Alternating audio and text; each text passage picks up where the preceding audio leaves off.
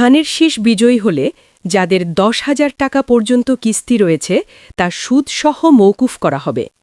BNP সরকার গঠন করলে প্রতিটি পরিবারে ফ্যামিলি কার্ড পৌঁছে দেয়া হবে। সোমবার দুপুর ১:১টার দিকে খুলনার প্রভাতী স্কুল মাঠে অনুষ্ঠিত বিএনপির নির্বাচনী জনসভায় এসব কথা বলেন দলের চেয়ারম্যান তারেক রহমান। তিনি বলেন, শুধু কথার ফুলঝুরি নয়, বাস্তব কাজের মাধ্যমেই বাংলাদেশকে সামনের দিকে এগিয়ে নিতে হবে।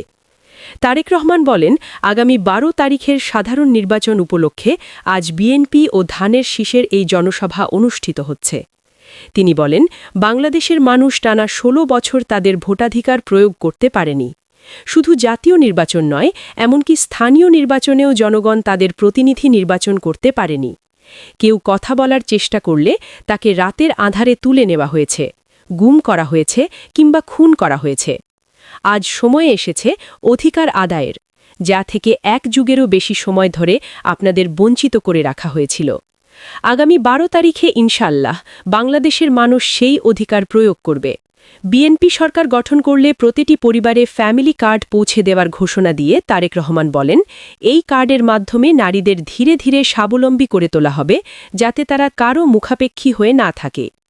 খুলনা, সাতক্ষীরা ও বাগেরহাট অঞ্চলের উন্নয়ন প্রসঙ্গে তিনি বলেন, এক সময়ের শিল্পনগরী খুলনা শিল্পনগরীতে রূপান্তর করা হবে, নারী পুরুষ উভয়ের কর্মসংস্থান নিশ্চিত করা হবে। তরুণ সমাজের জন্য আইটি পার্ক ও আধুনিক সুযোগ সুবিধা গড়ে তোলার প্রতিশ্রুতি দেন।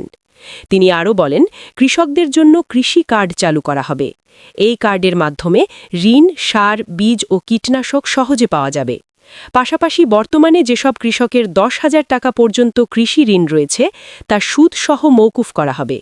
তিনি বলেন, দেশের নারী সমাজকে স্বাবলম্বী করা, বেকারদের কর্মসংস্থান সৃষ্টি, শিক্ষার সঠিক পরিবেশ ও উন্নত চিকিৎসা ব্যবস্থা নিশ্চিত করতে পারলেই কেবল জনগণের প্রত্যাশিত বাংলাদেশ গড়ে তোলা সম্ভব। নিয়মিত দেশ বিদেশের খবর পেতে আমাদের চ্যানেলটি সাবস্ক্রাইব করুন এবং সাথেই থাকুন। ধন্যবাদ।